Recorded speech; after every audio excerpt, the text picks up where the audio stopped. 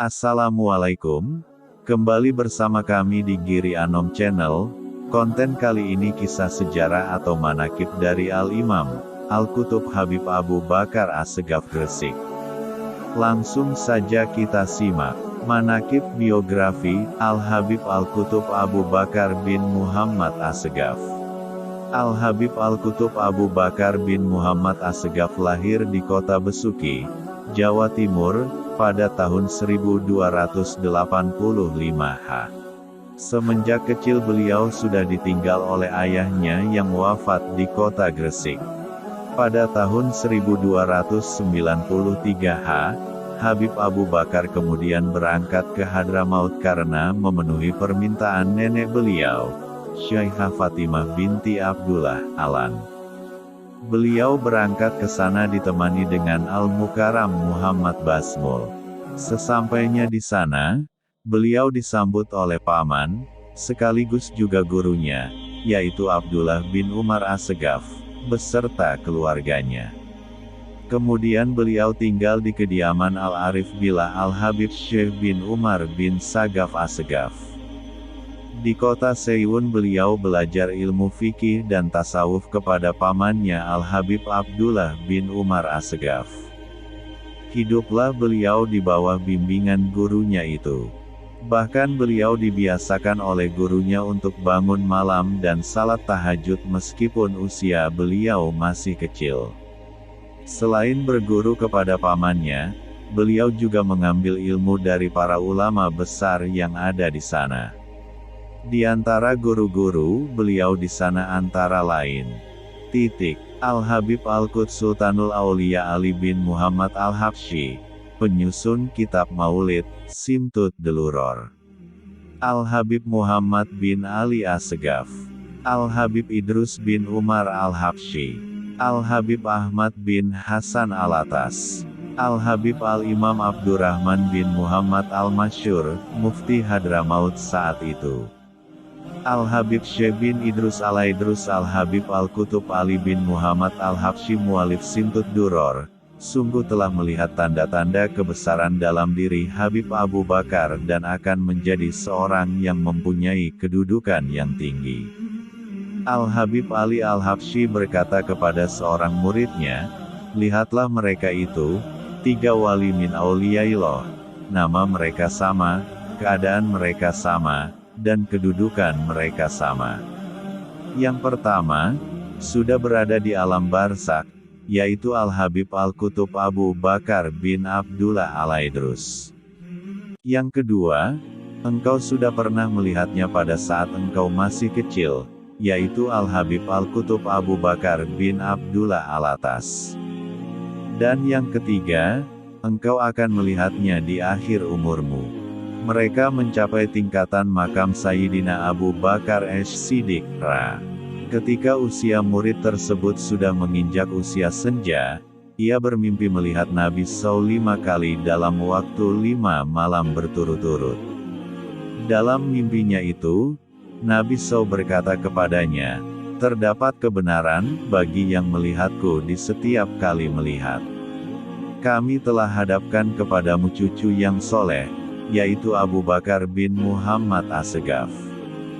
Perhatikanlah ia, murid tersebut sebelumnya belum pernah melihat Habib Abu Bakar, kecuali di mimpinya itu. Setelah itu ingatlah ia dengan perkataan gurunya, Al-Habib Ali Al-Habsyi, "Lihatlah mereka itu, 3 wali min auliyaillah." Tidak lama setelah kejadian mimpinya itu, ia pun meninggal dunia, persis sebagaimana yang diisyaratkan oleh Al-Habib Ali bahwa ia akan melihat Habib Abu Bakar di akhir umurnya. Setelah menuntut ilmu di sana, pada tahun 1302 beliau pun akhirnya kembali ke Pulau Jawa bersama Habib Alwi bin Sagaf As-Segaf, dan menuju kota Besuki. Disinilah beliau mulai menciarkan dakwah Islamiyah di kalangan masyarakat. Kemudian pada tahun 1305 H, di saat usia beliau masih 20 tahun, beliau pindah menuju kota Gresik. Di Pulau Jawa, Beliau pun masih aktif mengambil ilmu dan manfaat dari ulama-ulama yang ada di sana saat itu, di antaranya yaitu Al-Habib Qut Aktab Abdullah bin Muhsin Alatas Bogor. Al-Habib Qut Abdullah bin Ali Al-Haddad, wafat di Jombang. Al-Habib Sultanul Aulia Ahmad bin Abdullah bin Talib Alatas Pekalongan. Al-Habib Al-Qutub Gauts Abu Bakar bin Umar bin Yahya, Surabaya. Al-Habib Muhammad bin Idrus Al-Habsyi, Surabaya. Al-Habib Muhammad bin Ahmad Al-Muhdor, wafat di Surabaya. Pada suatu hari di saat menunaikan salat Jumat, datanglah ilhamat Rabbaniyah kepada diri beliau untuk beruzlah dan mengasingkan diri dari keramaian duniawi dan godaannya, menghadap kebesaran ilahiyah, bertawajuh kepada Sang Pencipta alam, dan menyebut keagungan namanya di dalam keheningan. Hal tersebut beliau lakukan dengan penuh kesabaran dan ketabahan. Waktu pun berjalan demi waktu, sehingga tak terasa sudah sampai 15 tahun lamanya. Beliau pun akhirnya mendapatkan izin untuk keluar dari uzlahnya, melalui isyarat dari guru beliau, yaitu Al-Habib Muhammad bin Idrus Al-Habsyi. Berkata Al-Habib Muhammad bin Idrus Al-Habsyi, kami memohon dan bertawajuh kepada Allah selama 3 malam berturut-turut untuk mengeluarkan Abu Bakar bin Muhammad As-Segaf dari uzlahnya. Setelah keluar dari uzlahnya, beliau ditemani dengan Al-Habib Muhammad bin Idrus Al-Habsyi berziarah kepada Al-Imam Al-Habib Alwi bin Muhammad Hashim As-Segaf. Sehabis ziarah, beliau dengan gurunya itu langsung menuju ke kota Surabaya dan singgah di kediaman Al-Habib Abdullah bin Umar As-Segaf.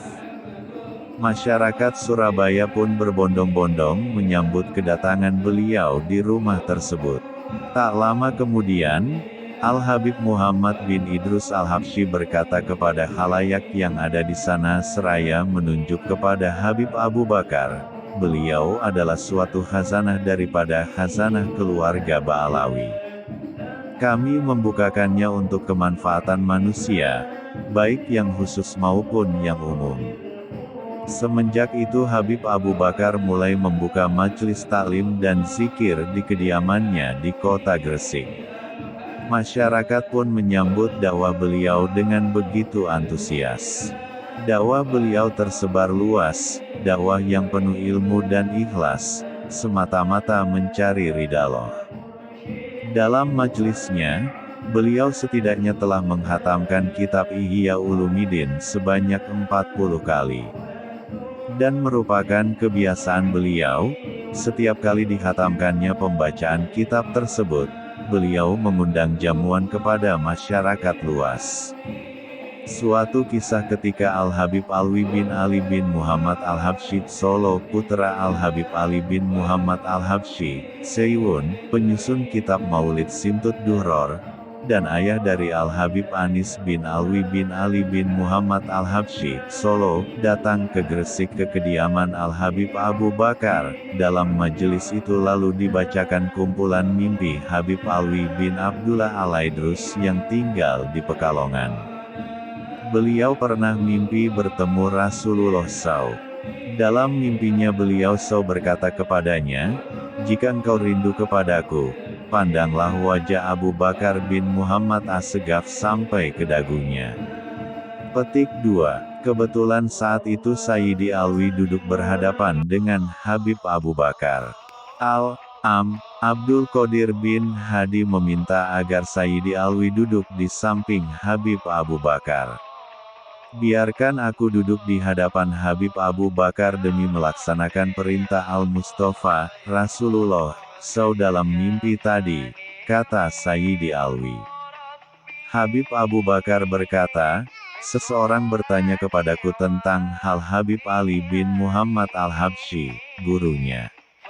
Aku jawab, Habib Ali bagaikan matahari, yakni nur, manfaat dan sikap sid beliau seperti matahari. Habib Ali telah memberikan manfaat kepada banyak hamba Allah. Setiap hamba memperoleh manfaat dan cahaya beliau Ra. Semoga Allah meridhoi mereka semua, memberi kita manfaat berkat mereka dan memberi kita karunia mereka, meskipun niat dan amal kita jauh dari niat dan amal mereka. Semoga Allah tidak mengharamkan kita dari kebaikan yang ada di sisinya karena keburukan amal kita. Abdul Qadir bin Umar Maula Kela kemudian melantunkan syair Habib Ali, suara nyanyian, menghibur hati dengannya, hilang segala duka. Setelah qasidah selesai dibawakan, Habib Abu Bakar bertanya, "Qasidah siapa itu?" "Qasidah Habib Ali," jawab seseorang. Beliau lalu bercerita, "Ketika aku di Hadramaut, Habib Ali memiliki hubungan yang sangat erat denganku. Pernikahanku yang pertama, beliaulah yang menikahkan dan membiayainya. Ketika aku hendak pergi ke Jawa, beliau berkata kepadaku, 'Jika kau ingin menikah lagi, aku akan menikahkanmu.' Petik 1. Namun aku tidak mau, beliau lalu mengizinkan aku pergi ke Jawa." Setelah diam sesaat, Habib Abu Bakar melanjutkan, "Aku tidak berdiri, duduk, atau mengerjakan sesuatu, kecuali atas petunjuk beliau. Dan beliau selalu ada di dekatku." Habib Abu Bakar berkata kepada Sayyidi Alwi, "Kita semua berada dalam keberkahan ayahmu. Saat ini Habib Ali Al-Habsyi bersama kita di tempat ini. Dan setiap hari ia bersamaku di sini." Di antara ucapan Habib Abu Bakar, semoga Allah memanjangkan umur beliau, karena ingin menyebut-nyebut nikmat Allah adalah sebagai berikut. "Saat aku sakit, Al-Mustafa Saw datang menjengukku dan aku dalam keadaan sadar, yaqodoh. Aku berpelukan dengan beliau di tempat ini," sambil menunjuk tempat yang biasa beliau duduki. Sayyidina Al-Faqih Al-Muqaddam juga pernah datang ke tempat ini setelah sholat Asyar dan aku dalam keadaan jaga. Aku sedang duduk di atas sajadah, tiba-tiba Sayyidina Al-Faqih Al-Muqaddam datang diapit dua orang lain. Salah seorang di antara mereka berkata, "Kenalkah kau orang ini?" Katanya seraya menunjuk orang yang di tengah. "Tidak," jawabku. "Beliau adalah kakekmu, Sayyidina Al-Faqih Al-Muqaddam," kata orang itu. Semoga Allah meridhoi mereka semua dan memberi kita manfaat di dunia dan akhirat berkat mereka. Sayyidina Al-Arif Billah, Nuruddin, Imamul Mutakin, Ali bin Muhammad Al-Habsyi dalam kalam beliau berkata, "Ahwal kaum arifin tidak bisa dijangkau akal manusia. Diperlukan iman dan kepasrahan, taslim, untuk mempercayainya. Dan kami mempercayai dan membenarkannya." Imam Abu Qasim Al-Junaid, Ra berkata, "Membenarkan pengetahuan kami merupakan kewalian yang kecil. Kami beriman kepada Allah dan segala sesuatu yang datang darinya, dan dari Rasul-Nya serta keistimewaan-keistimewaan yang diberikan Allah kepada para walinya. Semoga Allah tidak mengharamkan segala kebaikan yang ada di sisinya karena keburukan kami. Kami hanya dapat berkata, ya Allah, tunjukilah kami jalan yang lurus, yaitu jalan orang-orang yang telah Engkau beri nikmat, bukannya jalan orang-orang yang dimurkai dan bukan pula jalannya orang-orang yang sesat." Petik 2. Beliau adalah seorang yang girahnya begitu tinggi dalam mengikuti jalan, atribut dan akhlak keluarga dan salafnya Sa'adah Bani Alawi. Majelis beliau senantiasa penuh dengan muzakarah dan irsyad menuju jalan para pendahulunya. Majelis beliau tak pernah kosong dari pembacaan kitab-kitab mereka. Inilah perhatian beliau untuk tetap menjaga thariqah salafnya dan berusaha berjalan di atas kadaman ala kadamin bijidin ausai. Itulah yang beliau lakukan semasa hayatnya, mengajak manusia kepada kebesaran ilahi. Waktu demi waktu berganti, sampai kepada suatu waktu di mana Allah memanggilnya. Di saat terakhir dari akhir hayatnya, beliau melakukan puasa selama 15 hari, dan setelah itu beliau pun menghadap keharibaan ilahi. Beliau wafat pada tahun 1376 pada usia 91 tahun. Jasad beliau disemayamkan di sebelah Masjid Jami, Gresik.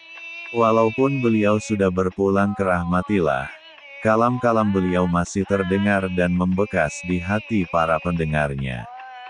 Akhlak-akhlak beliau masih menggoreskan kesan mendalam di mata orang-orang yang melihatnya. Hal ihwal beliau masih mengukir keindahan iman di kehidupan para pecintanya. Semoga salawatnya merupakan wasilah kita kepada beliau untuk wusul, sampai ke hadirat Rabbul Izzati Allah Azza wa Jalla. Radiyallahu anhu wa ardah. Allahumma amin. Referensi 1. Manaqib Al-Habib Al-Qutub Abu Bakar bin Muhammad Assegaf. 2. Ulama pembawa Islam di Indonesia dan sekitarnya, Muhammad Syamsu Assegaf. Semoga Allah SWT mengizinkan kita bisa hadir setiap hal beliau di kota Gresik. Amin ya rabbal alamin.